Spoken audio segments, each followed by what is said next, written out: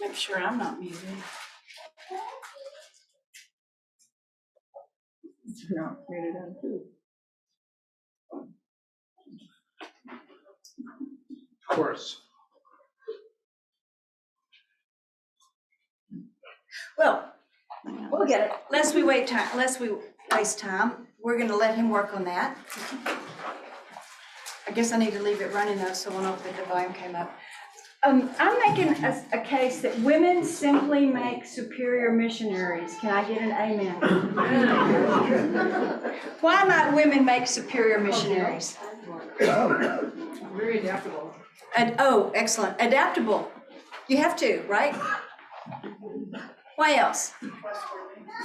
Trustworthy? They learn language better. Did you learn that from me? No. Wait a minute, you've been in this before. No. They're relational. Yeah. I want to come back to the language part of it. This is really interesting. Allegedly, the right side of a woman's brain is larger than a man's, and that's the side that languages are processed in. Now, I don't know if we have a larger right side. I think that we talk so much that we buff it up, but the result is the same because women are out buying the groceries. They're out talking to the women in the market. They're with the children playing. And so they're thrown into situations more likely than men that they have to use languages, right? I don't think everybody's getting that. Okay. Anyway, so yes, they were easily adapted. They're not threatening. Women are not threatening, and that's really important. InterServe, which I mobilized some for, we place a lot of female single doctors in places like Yemen, Oman, Afghanistan, not Yemen anymore, but we did. And that's because they're not threatening. A single woman is not threatening. And so they leave them alone, which is really unusual, I think.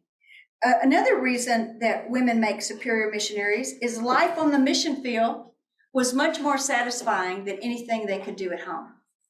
And they didn't have exciting career opportunities at home, but the exotic romance, of missions was something very, very attractive. And then a very pragmatic reason that women made superior missionaries is they outlived everybody. Okay, let's go back. Is that it? No. No. All right. Fear factor. Women outlived other married women and they outlived men, and they were celibate their whole lives. And I want to say hooray for single celibate people. I am one.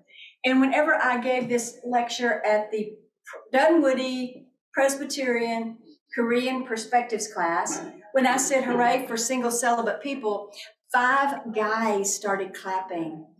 Really? I mean, I expected it would be okay with women, but the fact that these Korean young men started clapping, so I got to find out about this. So at the break, I asked them, I said, what's up with that? And they said, if you're a Korean man, a young man, you need to get married and have children and take over the family business, take care of your parents and bring honor to the family. And they weren't. They were going into unreached areas, and they didn't have a family, in a sense, to send them. So the entire young adult group at the Dunwoody Presbyterian Church took perspectives to become their family and to send them. And this is really important as we think about single celibate people too, new converts, especially Muslim women. Their chances of getting married are not really very good. And that's a big issue in the field because it causes often women converts to recidivize because the pressures to not get married and have children are just too great. So this is one of those issues that we've really got to deal with. And I was called upon by Horizons to teach new Muslim converts, women in Beirut, about leadership in the church. Well, thank you very much. I mean, this is a huge canyon, so to speak, a cultural bridge. And I didn't want to impose upon them Western progressive feminism. And so I approached it from the Northern Africa original movement of the high class educated women that wanted to serve the church in the first 300 years. They left their families, and sometimes they left their marriages, And they kind of formed communes, and they were dedicated to the Lord. I said, God may call you to be single and to live together, and the church needs to honor you and call you to be married to Jesus, kind of thing. This didn't go over very well. They said, no, Muslim women, Arab women are too sexual. We can never do that. So I have a little work to do. But it is an issue as we think about, indigenous movements in missions today. Well, while we wait on Gladys, women pioneered in the most extraordinary ways. Women show different ways of pioneering than that maybe you think about. Pioneers are not just goers. You're not off the hook. Every one of us can be and should be pioneers. Women pioneered as senders, goers, mobilizers, educators in every single way. In the early 1800s, a woman pioneered as a sender, as a mobilizer, as a financier, and her name was Mary Webb. She was a handicapped single woman in Boston. She envisioned women's missionary societies. And in these missionary societies, women would learn about missions. They would pray for missions and unreached sisters. They would raise money in order to send people to the mission field. And Mary, here's some of the ones that Mary organized. She organized the 1 cent society. 1 cent was the price of a glass of wine at one of Boston's dinner parties. So she went to the silly rich women and got them to play, just asking for, well, could you pledge the price of a glass of wine to missions?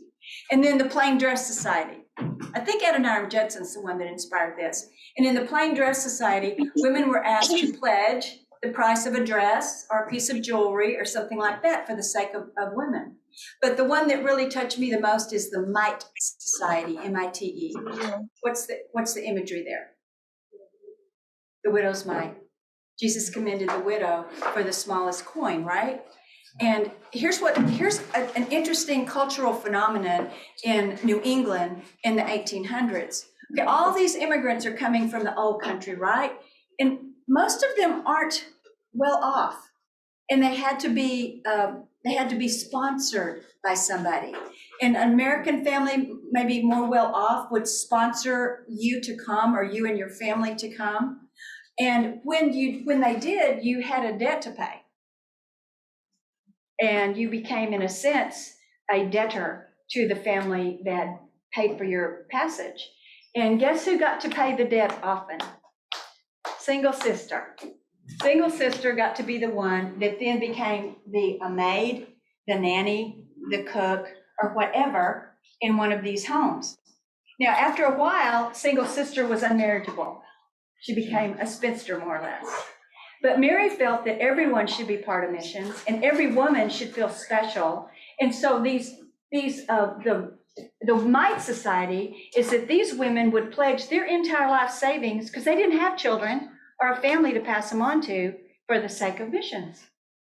And during her tenure, she organized 40 female missionary societies in the United States and envisioned the same overseas. This proved to be one of the greatest strategies of the 1800s, was what women did in pioneering in missions. Now, as we talk about women that went, we're going to look at a very famous one, but one that you might not know as well is Betsy Stockton. Betsy Stockton was the first single woman sent overseas from the United States to Hawaii.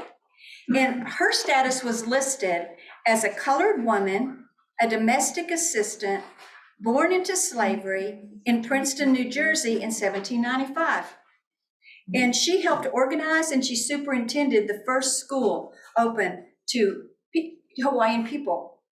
And if you know anything about Princeton, she was born into slavery, but at her funeral, the great Dr.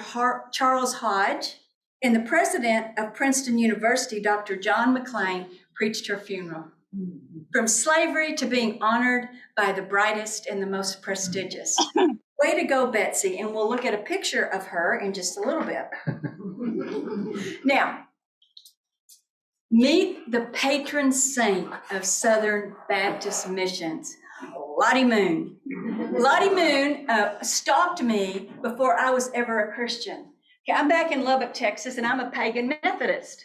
And I was a project for all my Southern Baptist friends, and in Lubbock, Texas, everybody was Southern Baptist but me. And so I would get invited to every summer camp, which I went to because that's where the boys were. And I would get invited to Easter, and I would get invited to Christmas pageants. And Chris Tidmore in high school invited me to one Christmas pageant at First Baptist Church in Lubbock, Texas. And I saw this sign that said Lottie Moon Christmas Offering. Well, how do I even remember that? And I wasn't even saved. I didn't even remember until I took perspectives. I go, oh my gosh, that's why I remembered that from that era. Well, as I told you with the Hudson Taylor story, everybody was going crazy about China. And in the South, the whole Moon family had this call to China, and the Southern Baptists were smitten with it. And so they were, directing a lot of their efforts toward it. And Lottie Moon had her ticket to China, and her ticket to China are we ready? I think so. Okay. Let's try it. We're going to come back to Lottie, okay? We're going to come back to Lottie. First, we're going to go back to Gladys. Okay, we already did that. Let's go back.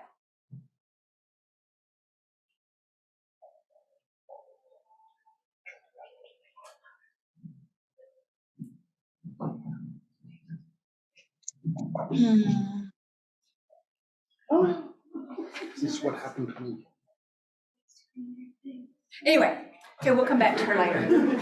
So back to Lottie Moon. Her ticket to China was her betrothed, her fiance, the Reverend Crawford Troy. She had a little dilemma. You see, her fiance was a Darwinist. And if you know Southern Baptist, you know a Southern Baptist, a proper one, cannot marry a Darwinist. But wait a minute, she had a call to serve Jesus and go to China and convert Chinese people. And she also had a God that was faithful. Which would she do? She chose to honor God. And so she broke off her engagement, maybe even her ticket to China, and she committed herself to remain single the rest of her life and go to China.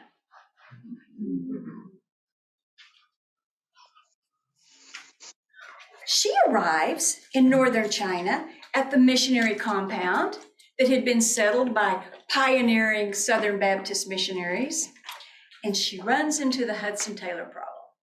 Oh, by the way, in your notes, you have the Lottie Moon tea cake recipe, one of her forms of evangelism. She ran into the Hudson Taylor problem. A Mrs. Smith, a missionary wife, wrote back in a letter about Lottie Moon that she was about, quote, lawless prancing all over the mission lot. The role of a female missionary is to attend with quivering lip her own children. What does that even mean?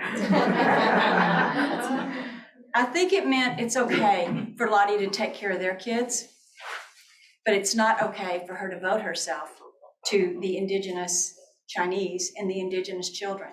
You see, that's kind of what happened when you become settled, you become entitled.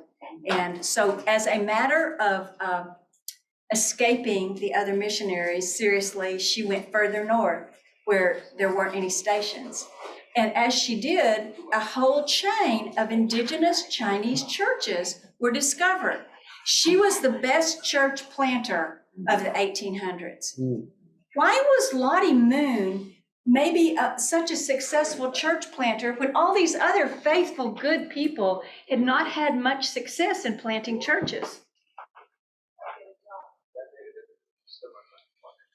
Are you sure? Run it back and start it at the beginning. To be able to help you. See, people sometimes contact. No, it's okay.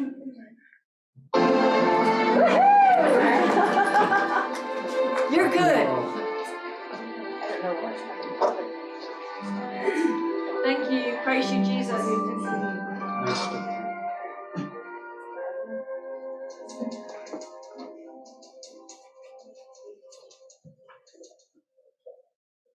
My name is Gladys Aylward. I have written to the head of the Missionary Society. His reply stated that he would see me if I ever came to London. If he's busy, I can wait. Just 1 moment, please. Sit down, won't you?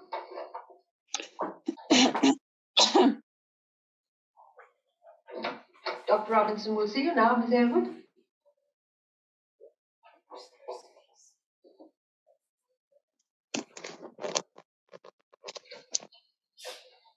How nice of you to drop in so soon.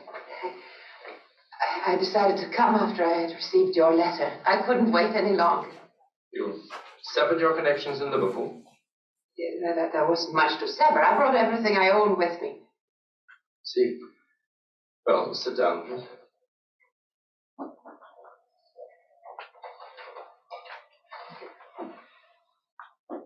You are going to use me, aren't you? You are going to send me to China. It's quite impossible. Why? Look, I'm terribly sorry about this. I blame myself for not having been more clear in my letter, but But why can't you use me?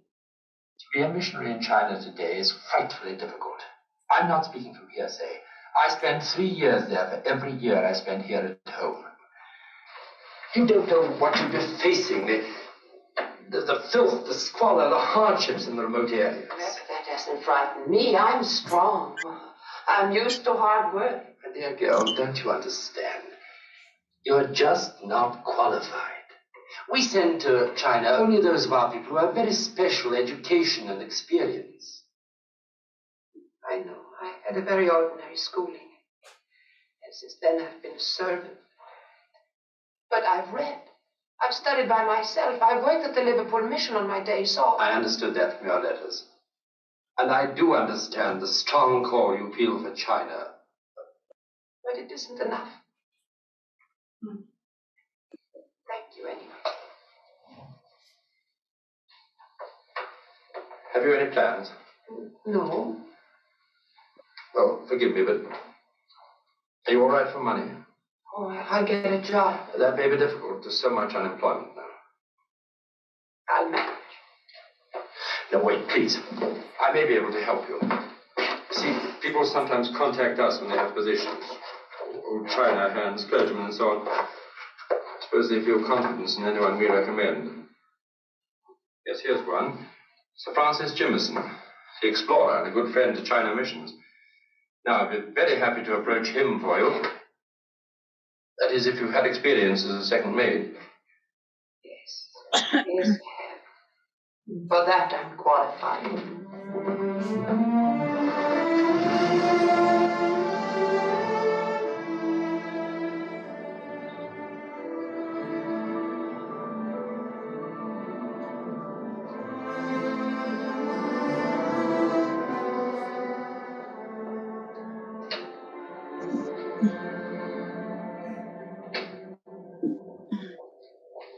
Morning.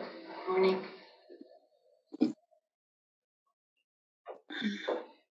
What is the fare to China, please? China? But where in China, miss? Wherever I can get to the quickest.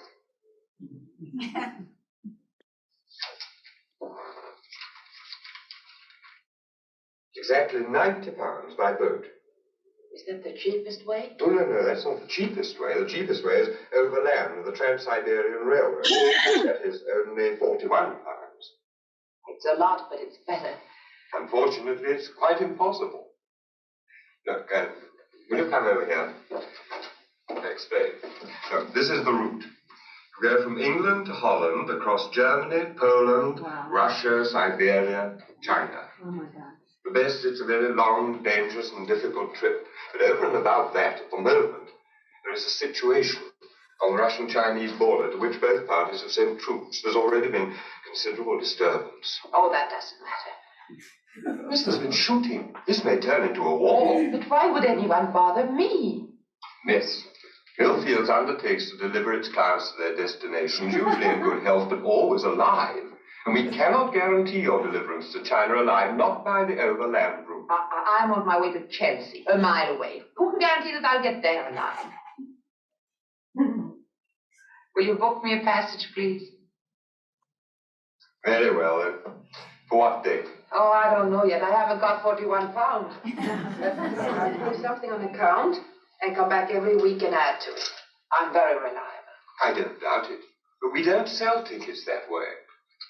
Look, couldn't you save it up and then bring it in? I might get discouraged. If I know I own a small part of a ticket, it'll be easier. Then I'll take the pennies and leave you the rest there. That is £1 and 5 shillings. Aw. That's all you have. Isn't it enough for the first payment? Yes, you can't leave yourself with just 4 pennies to your name. Oh, that's all right. I'm on my way to a new job. Well, supposing you don't like the new job or it just doesn't work. I'll make it work. Will you spell your name for me, please, love? What did you like about Gladys? She didn't give up. She didn't give up. Any obstacles? What were some of the obstacles? Educated. Uneducated.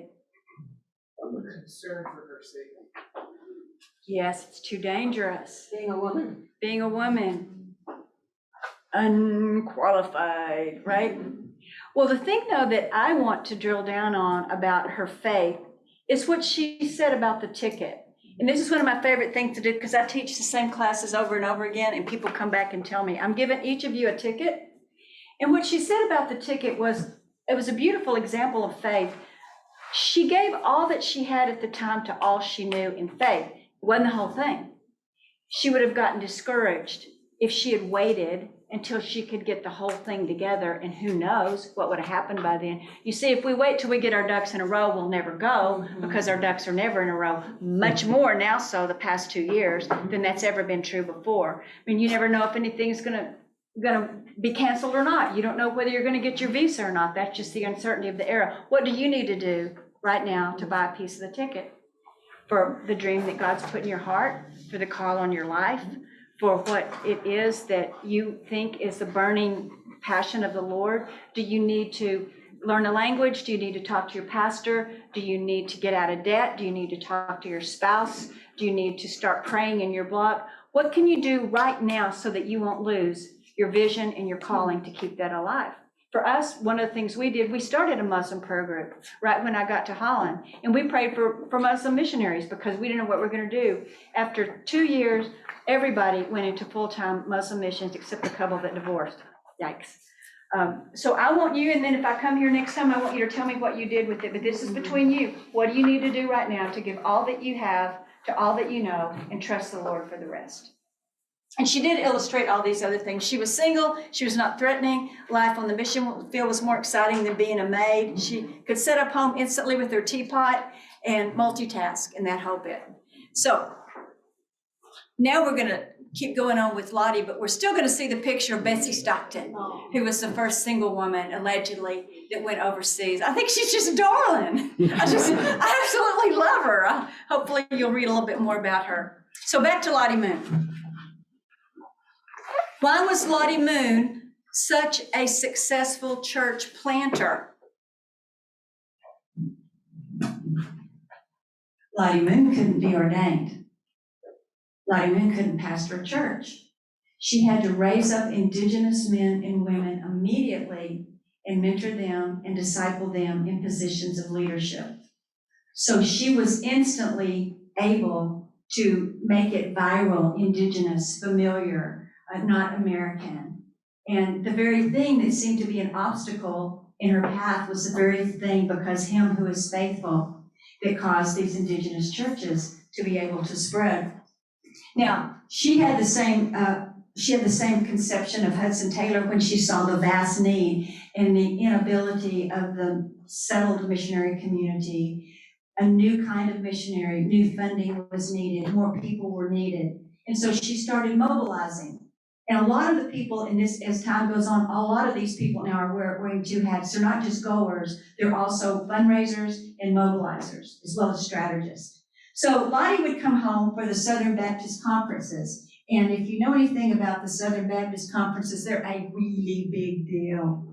And it was said at one particular conference that she got up and scolded the Southern Baptist men saying they had defaulted on their God-given position in China. And it was, let's see, where's that one? She said, I find it odd that with 500 Baptist preachers in all of Virginia, you can send out only 3 missionaries to China. Why, a Baptist pulpit in China is now taken over by a Presbyterian. You want to get the Southern Baptists riled up? You tell them a Presbyterian has taken over their God-given pulpit in China.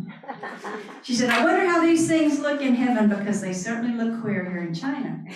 Well, she didn't just scold the men. She went to the Southern Baptist Women's Missionary Society that had been formed or envisioned by Mary Webb. She wrote, and it was written about her in her speech there. She said, I'm convinced that one of the chief reasons our Southern Baptist women do so little is a lack of organization. Why should we not learn from these noble Methodist women? And instead of the paltry offerings that we make, do something that will prove that we are really in earnest in claiming to be followers of Him, though He was rich, for our sake became poor. How do these noble Methodist women raise so much money? By prayer and self-denial. And then she got this resolution passed. Resolved that this board recommend to the Women's Missionary Society to observe the week preceding Christmas as a week of prayer and self-denial. And in preparation for this, resolve that we agree to pray every evening for 6 months, from June 25th, 1887, for an outpouring of the Holy Spirit on the Women's Missionary Society and its work at home and in the foreign fields. And the last time I checked, which has been about 10 years, the Lottie Moon Christmas offering for foreign missions was $165 million. Wow. And that's why that banner, it stopped me and spoke to me, because her faith still speaks so dead. I mean, she was incorrigible. True, true, true. Well, as we talked about in the Boxer situation, persecution was becoming intense, both to the missionaries and to the Chinese that were converting, because this was very threatening to the system. Persecution broke out in the northern area of Shilin in 1890, and relatives of one of her first inquirers, Dan Ho Bang, tied him to a pole and beat him. But he refused to recant and go back to ancestral worship. Another one of her young converts, Li Xiaoting, was beaten by his brothers, who tore out his hair. Still, he remained steadfast in the faith, and he was to become the great evangelist of North China, baptizing more than 10,000 believers. Lottie rushed to Shilin and told the persecution leaders, if you attempt to destroy his church, you will have to kill me first. Jesus gave himself for us Christians, and now I'm ready to die for him. One of the mob prepared to kill her, but was held back. And when the Chinese believers did not reciprocate with lawsuits, these oppressors turned with great respect to hear about this new faith. And this church became the strongest in northern China, with its members evangelizing the nearby villages. She glad Lottie couldn't be ordained. China's revolution broke out late in 1911, and fighting was intense around all the Baptist mission stations in North China, and the U.S. consulate ordered all the Baptist missionaries to move to the safe port, and they all agreed, all but Lottie. And when she learned that the Chinese hospital personnel had been left alone, she made her way safely through the warring troops and took charge at the hospital, encouraging the terrified nurses and the other personnel with her courage. They resumed their work caring for the ill and wounded, and when Dr. Ayers and the other male missionaries risked their lives to return, they were amazed to find that Lottie had been directing the hospital efficiently for 10 days. And now with the hospital back in its rightful hands, Lottie packed to return home. But the men warned her that heavy fighting would make this impossible. And when she insisted, they sent word to the opposing generals that Miss Moon would be passing through at a set hour. A young missionary escorted her, and as they made their way through the battle lines, firing stopped on both sides, because Miss Moon was passing through. Just the respect that this little lady earned. She illustrates what I started calling the run to, stay with principle.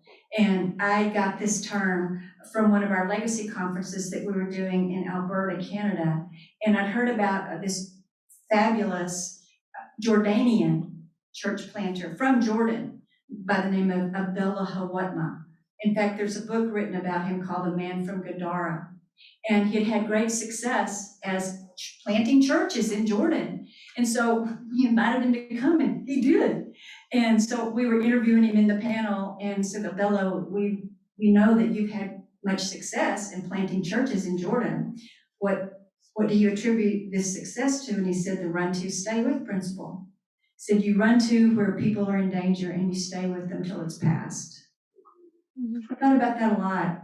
And especially as we North Americans consider our roles with the little flocks that are on the firing line, that are in the tough places, and they need to know that they are loved and that we honor them and that our faith stands with them, and our personal presence, our personal encouragement are one of the greatest things that's necessary for them. I saw this when we first started operating in Cuba. Cuba had kind of been shut. And so when it started to open up, I started working with the Christian Reformed churches there in Cuba. And the first year that we went, we got a letter from the Holland pastors, all signed, or not all of them, but a bunch of them signed, saying, we honor your years of faithfulness and how you were persecuted and you stood strong, and the church in America honors you. So I was in Havana, Cuba, reading this letter there, and as I read it out, this great disturbance arose. I go, oh my gosh, what have I done? And people just broke out dancing all over the room and hugging and kissing and singing because they were known by the church. And we were honoring them, and we came in presence to honor them. That's pretty humbling. So that's a wonderful thing that we can offer to these pioneers, especially these little flocks around the world. Well, because of starvation, because of the revolution, because of persecution and all of that, food was very scarce. And Lottie gave all of her food that the Southern Baptists had given her away to her believers. And at the age of 72, it was said she got down to weighing 50 pounds. Whoa. I don't know if that's true, but that's what I read. And she basically lost it. And so the Southern Baptists sent a nurse to bring her back home. And before she could get out of the South China Sea, though, she died. Aren't you glad? Wouldn't it have been terrible if Lottie Moon had to go to the Richmond, Virginia Southern Baptist Home for Retired Missionaries? She would have made them crazy. She would have gone crazy. She would have been herding them around, doing I don't know what. And in honor of her work, the Southern Baptist Journal wrote she was the best man among all the missionaries. Way to go, Lottie Moon. Don't you just love her? Yeah. We're going to see a little bit of her video from her website. I pray that no missionary will ever be as lonely as I have been.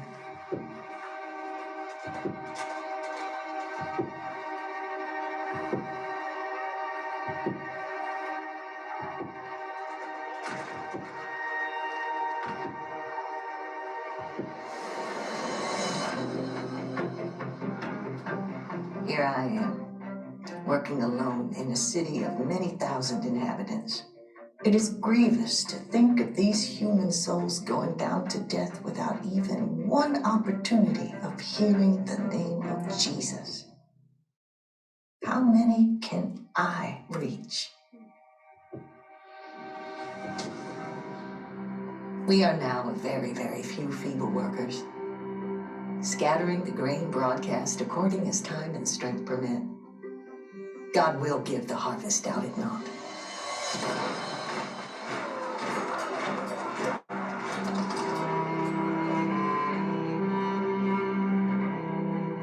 Please say to the new missionaries that they are coming to a life of hardship, responsibility, and constant self-denial. They will be alone in the interior and will need to be strong and courageous. Oh, that my words could is the trumpet call, stirring the hearts of my brethren and sisters to pray, to labor, to give themselves to this people. A new generation needs to know her story. As I started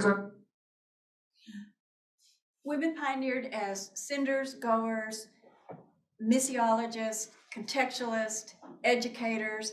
And in fact, during this era, the organization, I put a brochure on your table, InterServe USA was formed by women to reach other women through the medical profession.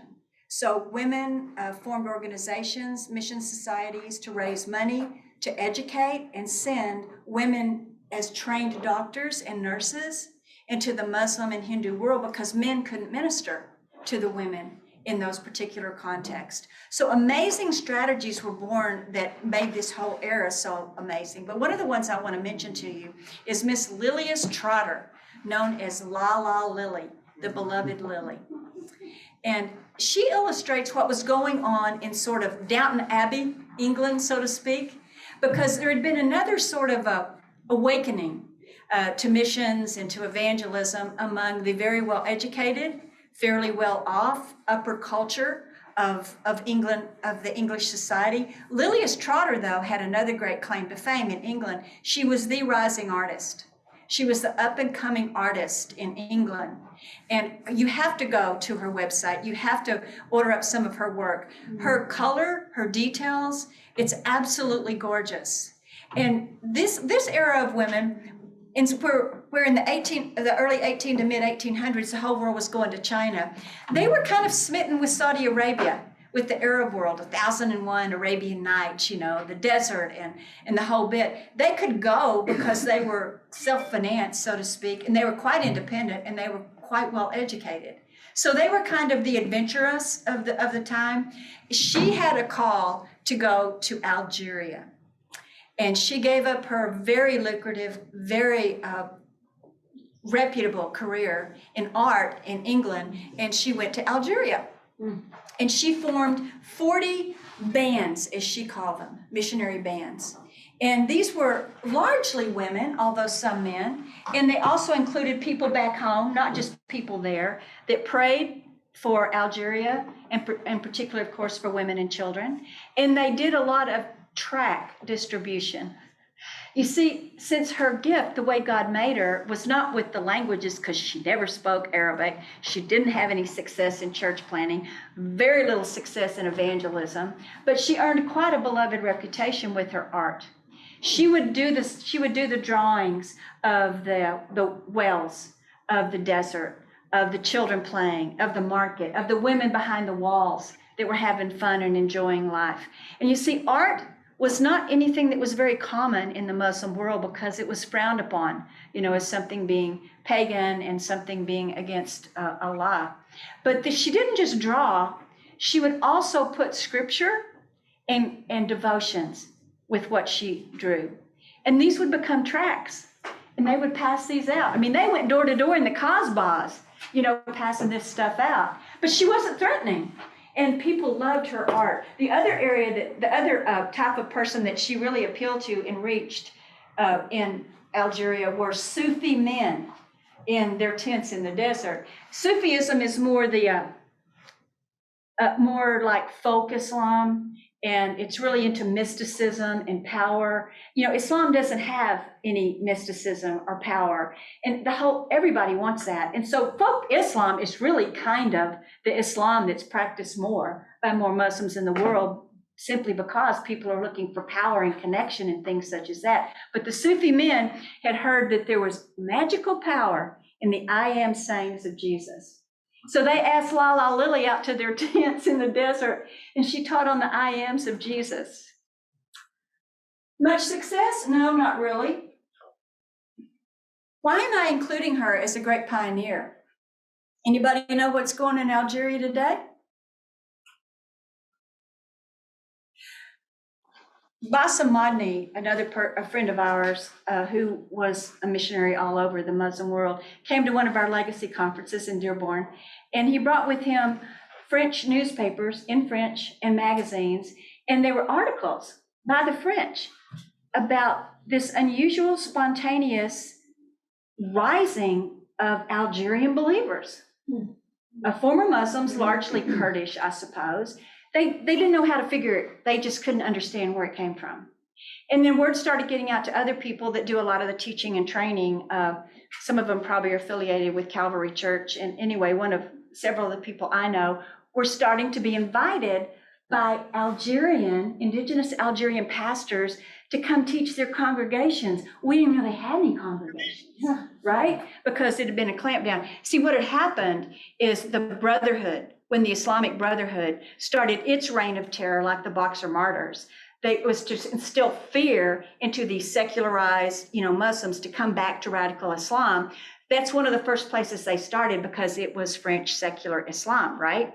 So raping, burning, murdering, driving out. And so hordes and hordes of Algerians went into the desert and fled to refugee camps.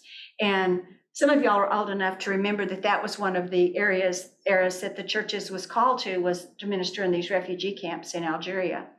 And there was even these rumors that Jesus appeared to whole refugee camps and the whole refugee camp came to faith. I don't know if that's true or not. Those were rumors. But as these gentlemen started talking to pastors and they said, what happened? They said, well, our people remembered the God of hate of Islam and Allah. We don't want anything to do with him anymore. And they actually said, we remember the God of love from Lala Lily. Wow. Are you kidding me? I wish we had that kind of appreciation, aren't you? I mean, not all of them, but this was mentioned. Such an impact she made of love and of respecting them with beauty and all. So way to go, Lala Lily. Women pioneered in missiology and in having mission conferences long before any of these other things started. And they would do research on where had missions been done well, where it had been done wrong, what needed to happen. Okay, 100 years of women in missions, as Dana Roberts writes about. What do you think happened to the women's pioneering movement of the 1800s? It's settled. It's inevitable. Women's movement started focusing on ecumenical relationships, friendship, education, gender issues. These are lovely things, but they lost their first love. Needed women's missionary movements to send, call, pray as never before, because one of the biggest people groups to be reached are Muslim women, and they're immensely reachable. I went to a conference in Dubai called Praying Through the Arabian Peninsula, and missionaries came in from all over the Arab world to give reports on breakthroughs and strongholds and to tell people like me what kind of missionaries they needed to come work with them in their projects. And so a missionary from Saudi Arabia said, hey, I need people to start praying for an unreached people group that I've just discovered. Quick, tell Bethany Project or whatever. He said, there's a whole new people group of 2 million in Saudi Arabia, and they're called the Saudi Spinsters.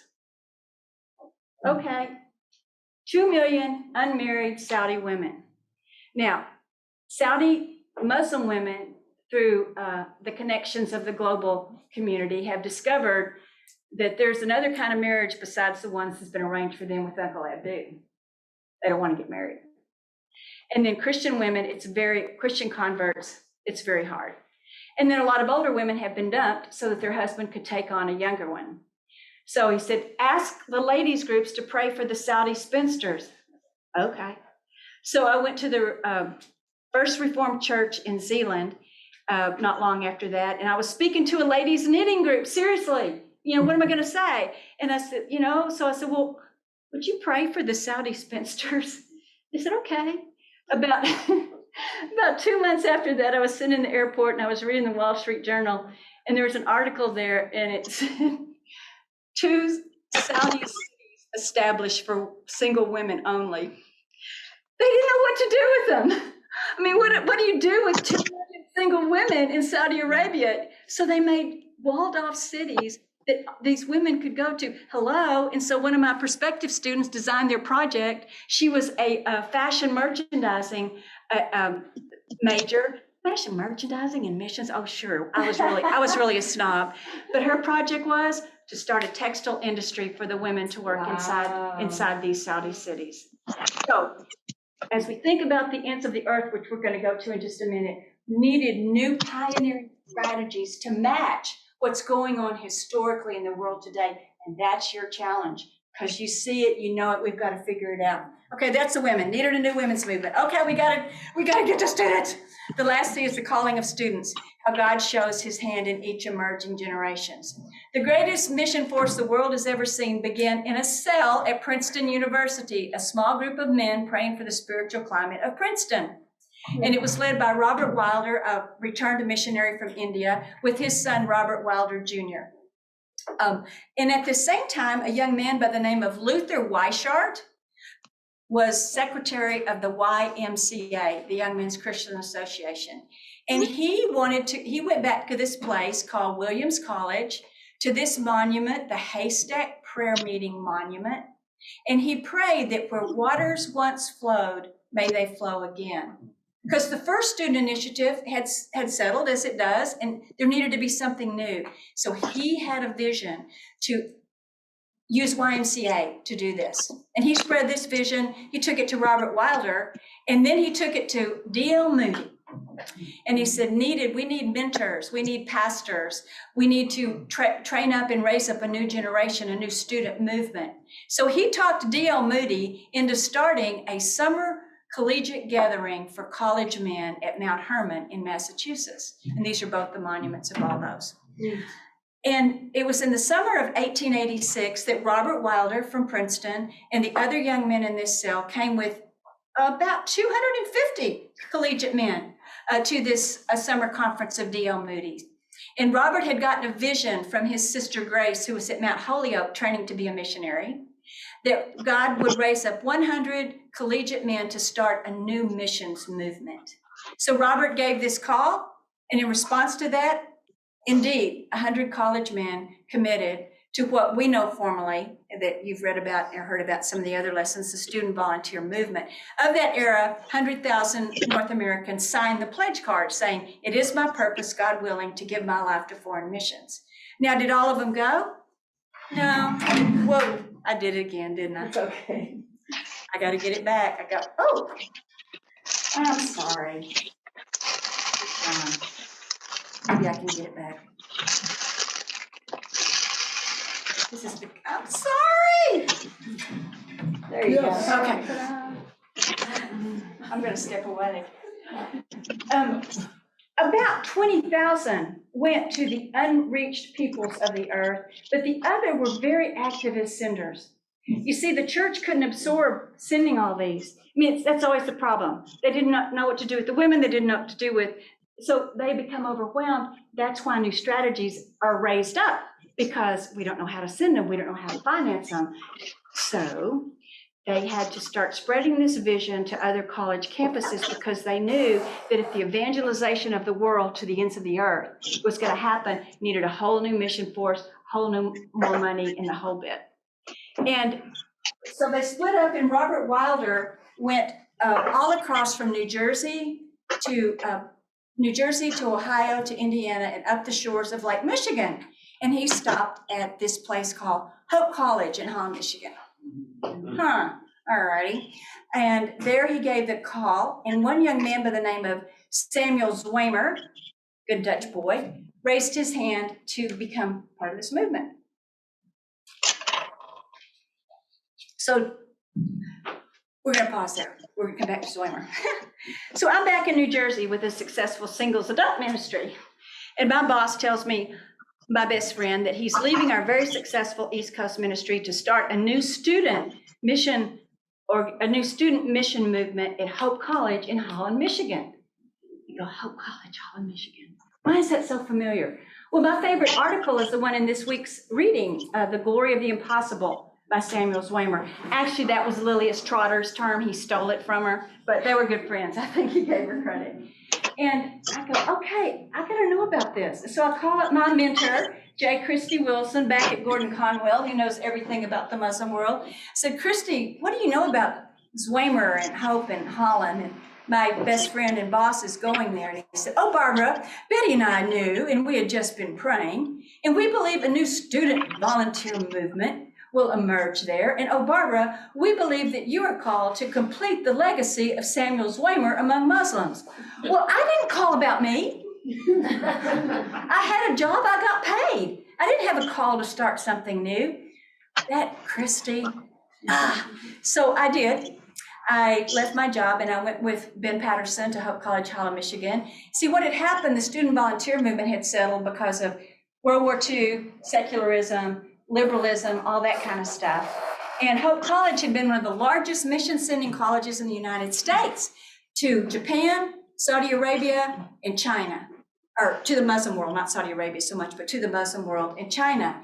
But now there were 25 students in this Gothic cathedral that holds 2,000.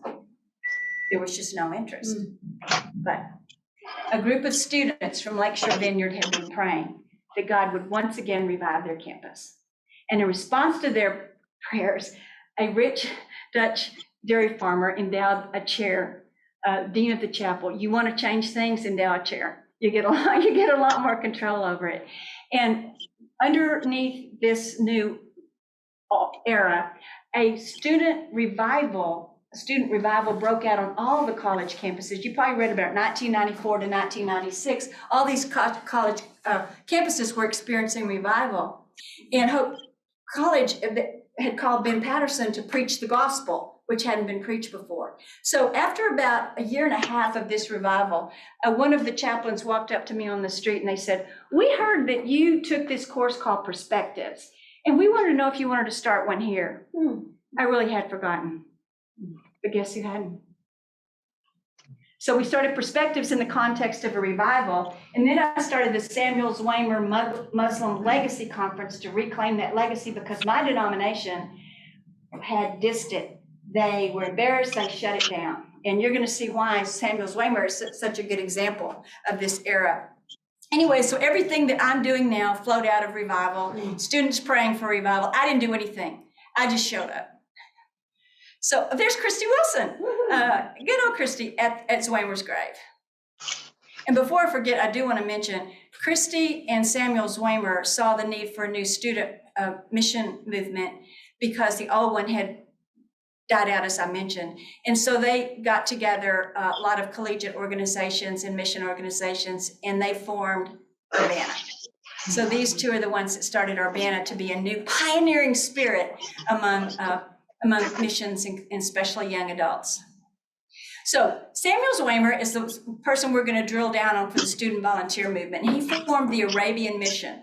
So he went off to New Brunswick Seminary, my denomination's seminary at the time, and there he started gathering other students to have a heart for missions and to go also. Well, they had a problem. My denomination wouldn't finance them. So they decided they would finance each other. And Samuel Zwemer raised money for the other students there because they had a generational calling together. And so they sacrificed and cared for each other deeply. And I think that's one of the things that made this so significant and so strong. And then his idea was to go off to the unreached, the most unreached people of the world, which were Arab Muslims. And when he did, there's the grave of his daughters in Bahrain. I went there to do some research. Here's some of the things they used in that era. Schools. This is his wife's school there in Bahrain. Hospitals. Medical missions was hugely important and still is. But the most important thing were Bibles and Christian literature. And this Bible store still stands today after he started it all those years ago. And so when Samuel Zwemer also had the same vision, though, that Hudson Taylor and Lottie Moon had, the need was way too great. The church was way too informed. Missionaries were way too unprepared. And so he came home and began training. He began writing a journal to equip the church to know what was needed. And he began mobilizing for other students. This letter is from John Mott, who was the president of Student Volunteer Movement, and he won a Nobel Prize for the Student Volunteer Movement to convert the lost. Can you imagine that today? And he said, Zwemer, come home from the field. You're going to do more here by mobilizing than if you stayed. And he did, he mobilized. And at one particular, he would do all these student volunteer conferences, as well as being a professor at Princeton, as well as being a representative of the Reformed Church in America. But one of these student mission conferences was in Cleveland. And this gentleman, William Borden, was from Yale, and he raised his hand to follow Zweimer into the Muslim world. And he went back to Yale and realized he had a bigger problem, that his whole student body was unsaved, so to speak. And so he organized Yale into praying cells to pray for the lost and to get them to have a heart for missions. He would list the names of unsaved professors and unsaved students on paper and then tack it on the wall in the dormitories and classrooms for people to pray for. How do you think that went? Anyway, when he graduated, they realized that the whole campus had changed and that he had given away his vast inheritance. They were very wealthy, so that other students could go to missions with him. He went off to follow Zweimer to northern China, but he actually died of sickness on board a steamer before he could get there. And his last words were found underneath his pillow. And his last words were no regret, no return, no retreat. One Mrs. Howard Taylor of the Hudson Taylor family, the pulpit, the pen, the power, the prestige, got this recorded and broadcast. And in response to his life and his call of faith, hundreds more students replaced him to go to the Muslim world. So this is how that works. And this is why the student generational callings let us know what God's up to in every generation. Well, there's so many people that we don't have time to, but you looked at some in the other two lessons that were very influential in this last era because they became strategists for what was needed to go to the ends of the earth. Contextualization, Bible translation, schools of training. And I want to mention one in particular that is hugely probably the ground zero of everything that's happened, Dr. Billy Graham and the Lausanne conferences. You see, out of the Lausanne movement came this whole quest for unreached peoples, and Donald McGavran and Cam Townsend and Ralph Winter and the Perspective Center and the Fuller Church Growth Institute. And they have these conferences where they come together and study and strategize for the unreached areas of the world. But you know what? We're still at the ends of the earth, and things are changing so fast. People groups are not the same anymore. Peoples have been smashed together. So all kinds of new strategies are going to be needed that have gone way beyond these giants that you see, that we've studied in this lesson. And that, my friends, is your call. There's Yale. They wouldn't let us have a room. They let everybody else have a room, but not us. This is a group of students that feels called to be the student volunteer movement in Lebanon, and they're beloved. Whoops. We're going to end. We got to have our book end and turn it back over to conclusions with Hebrews. Let's land the plane back at Hebrews. Hebrews 11 ends, says, these were all commended for their faith, yet none of them received what had been promised. They didn't. God had planned something better for us, so that only together with us would they be made perfect. Therefore, since we're surrounded by such a great cloud of witnesses, let us throw off everything that hinders and the sin that so easily entangles, and let us run with perseverance the race marked out for us. Let us fix our eyes on Jesus, the author and perfecter of our faith, who for the joy set before him endured the cross, scorning its shame, and sat down at the right hand of the throne of God. Consider him who endured such opposition from sinful men, so that you will not grow weary and lose heart. And this last scene is from Chariots of Fire with Eric Little, but it actually illustrates everything we've been talking about in Hebrews 11 and 12. Because he was going to make his China ministry famous. His parents were missionaries. He was back completing his education. He was raising money. He was mobilizing. And as he went to Paris and made the Olympics to be famous for God in China, his race fell on the Sunday. And he had the same problem that Lottie Moon did. He actually became more famous and more well-known because he refused to run. And later on, one of his teammates gave him a race to run. And so let's take our heed from this one as he runs his race. Don't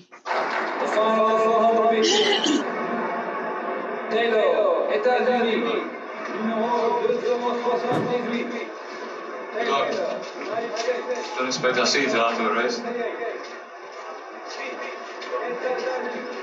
No, What's the deal with this guy, Little? Coach, he a problem?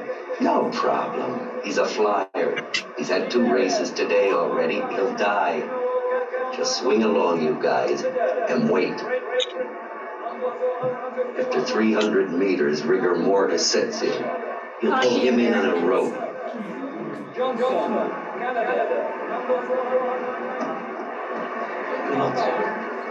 Watch out for Little. Coach says no problem. He's got something to prove, something personal. Something guys like Coach will never understand in a million years.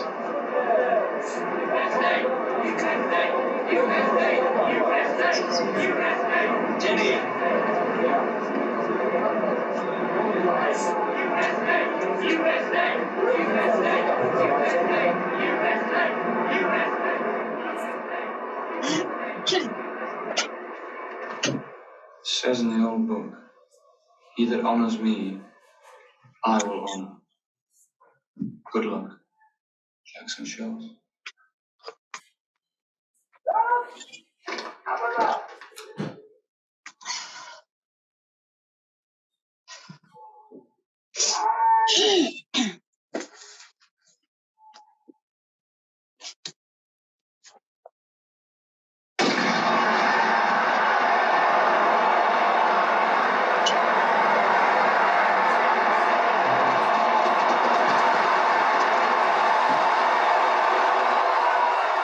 So where does the power come from to see the race to its end? From within.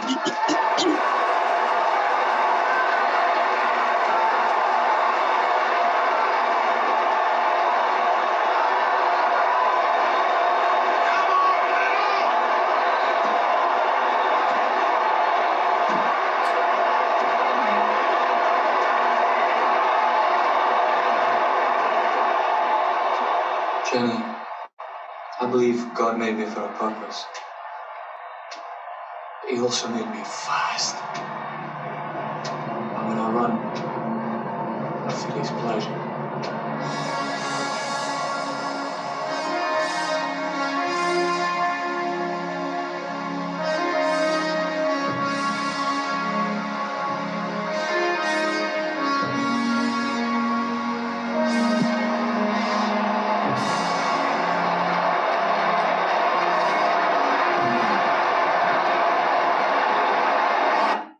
Each of us has been given a race to run that's only ours, nobody else's.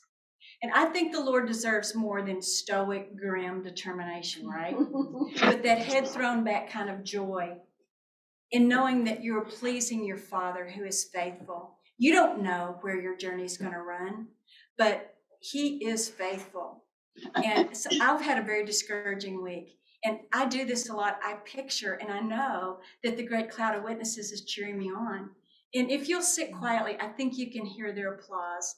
And if you'll strain, I think you know whose who is just across your vision field, waiting for you at the finish line to say, "Well done, and good and faithful servant." And that's how, and we do it with the joy that Jesus had. So He did not lose heart for all the opposition from sinful men. And my friends, we're going to have a lot of opposition, and you know we are. But He made you a certain way, and the way that He made you is the way He wants to use you. And never, never, never regret that or try to be somebody else. So Lord, we thank You for the great cloud of witnesses, and I thank You that I felt they're cheering me on this week. And I pray for all my friends here that as they love these stories and they read them over and over again, and they read the book of Hebrews, that we'll know that together with us, the faith of these is made perfect, that what they saw in faith only and believed at from a distance is now sight, and many have come to salvation through that. And also to know that we may never see the promises fulfilled that You gave us, but our stand of faith makes it possible for somebody after us to complete those promises. And Lord, we just say, may the gospel of the kingdom be preached to the whole world as a witness, so the end may come. Come, Lord Jesus. Amen. Whew, we did it. Hey, take those postcards home. Do not leave them on the table, or I'm going to be mad.